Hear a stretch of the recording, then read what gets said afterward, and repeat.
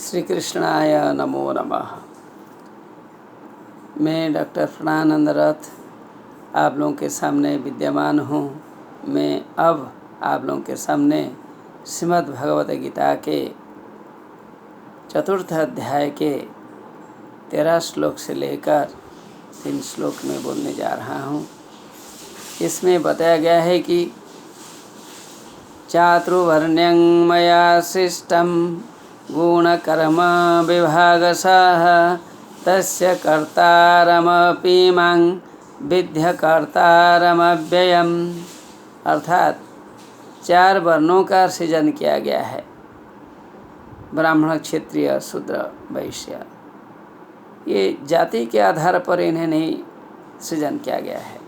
इन्हें गुण के आधार पर, इन्हें कर्म के आधार पर, जो जिस प्रकार का काम करता है, जिनमें जिस प्रकार के गुण हैं, इन्हीं गुण एवं कर्म को देखते हुए जाति का विभाजन किया गया है।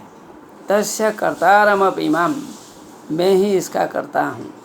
अर्थात बनाने वाला, निर्माण करने वाला स्वयं भगवान है। विद्धि अकर्तारं अमव्ययम्, विद्या कर्तारम अव्ययम्, और मुझे अकर्ता भी समझो। अर्थात कर्ता का लोभ होता है किसी काम करने में, इसी काम को करने में मेरा कोई लोभ नहीं है। मैं निर्लोभ हूँ, मैं अव्यक्त हूँ, मेरा किसी में व्यक्ति नहीं है, किसी में मेरा कोई आत्म परिचय नहीं है।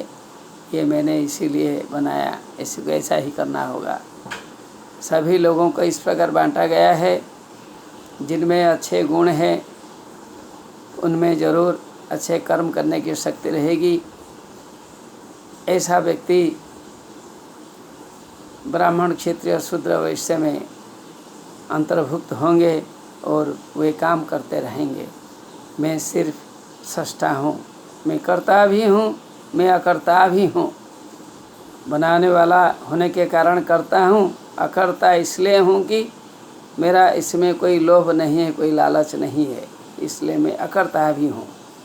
फिर बताया उसने, न मां कर्माणि लिम्पन्ते न मे कर्म फले स्पृहा इति मां योऽभिजानाति कर्मभिर्न सबध्यते।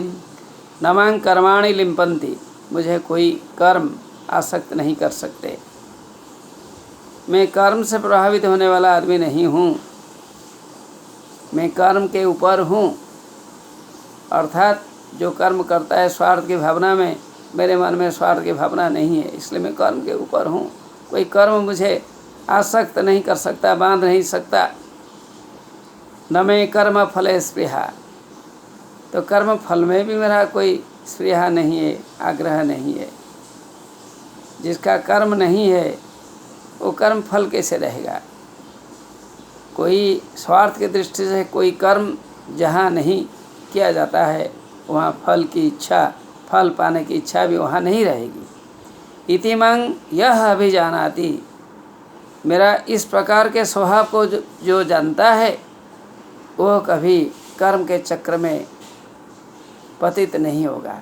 अर्थात मेरे सच चरित्र को, मेरे उत्तम चरित्र को, मेरे निर्लिप्त चरित्र को, मेरे निर्गुण चरित्र को जो जानता है वह कभी कर्म चक्र में निपतित नहीं होगा, फंस नहीं जाएगा, कर्म चक्र के ऊपर वो रहेगा।